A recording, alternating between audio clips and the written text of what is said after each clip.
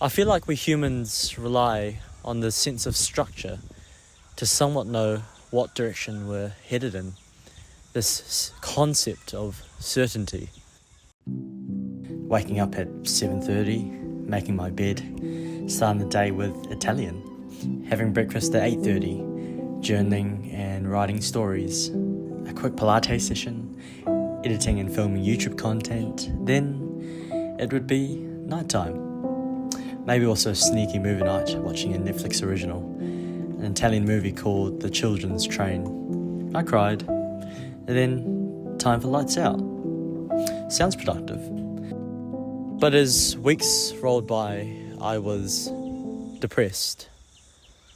I felt empty, lost, which was weird because I thought we thrived on a sense of routine, but there was just something missing, something that I'm still trying to fully articulate.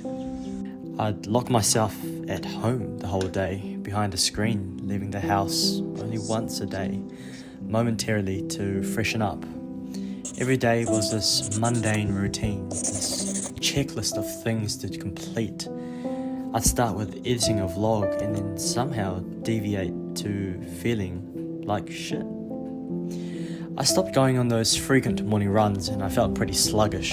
My brain felt fried, thoughts being all over the place. I took a test which explained my occasional symptoms of depression. Apparently it's natural after an exchange to experience the sense of blur. I think it's called reverse culture shock. Anyways, my journaling was inconsistent, which was weird because I previously finished 4 journals in 5 months. I didn't really want to see anyone, a bit of everything was misplaced. I felt slightly disoriented in some ways. I think it's okay to be lost, to not always have some source of direction. I'm just trying to embrace these feelings and just sit in the shit for a bit. It was probably stemming from being behind a digital device all day and also missing my friends and maybe Sweden. But we'll talk about that a bit later. Then came my trip to Wanaka, a place that is more beautiful than any postcard of New Zealand you'll ever find.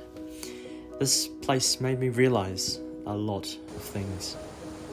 I think it's so important to somehow escape this matrix of being so immersed in digital devices, even if what you're doing is productive.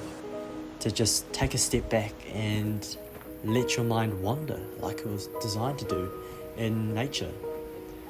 Like losing myself in the thick vegetated forests on the side of a towering mountain with unstable tracks, only to stumble across not only one breathtaking waterfall, but 7 with a thick glacier layer in the peak of summertime.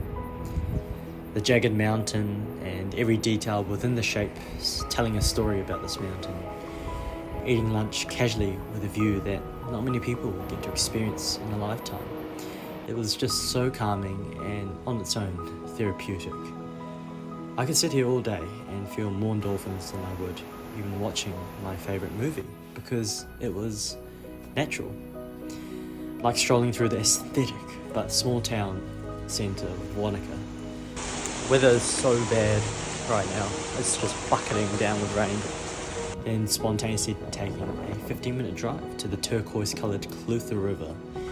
I was actually scouting out swim spots for when my friends on exchange come to New Zealand one day, so we can go together. Can't stop thinking about them. Like hiking around Mount Cook, New Zealand's highest mountain, it was surreal to see such a towering peak that had the most symmetrical aligned cone shape I've ever seen of a mountain so far. To sit by the lake and just feel nothing. Blank was rather refreshing, oddly.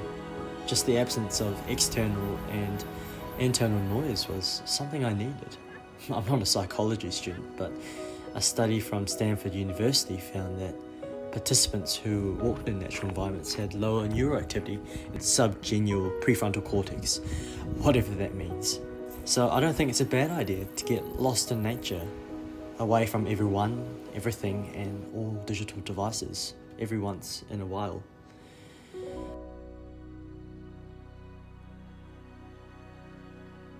But back to what I was saying about feeling a lot of things. This trip, oddly, despite it being the most beautiful adventure, only intensified my desires to leave this place. I didn't realise that subconsciously I was somewhere else, outside of New Zealand, somewhere familiar, far away from home, with the people that I miss every minute of the day with.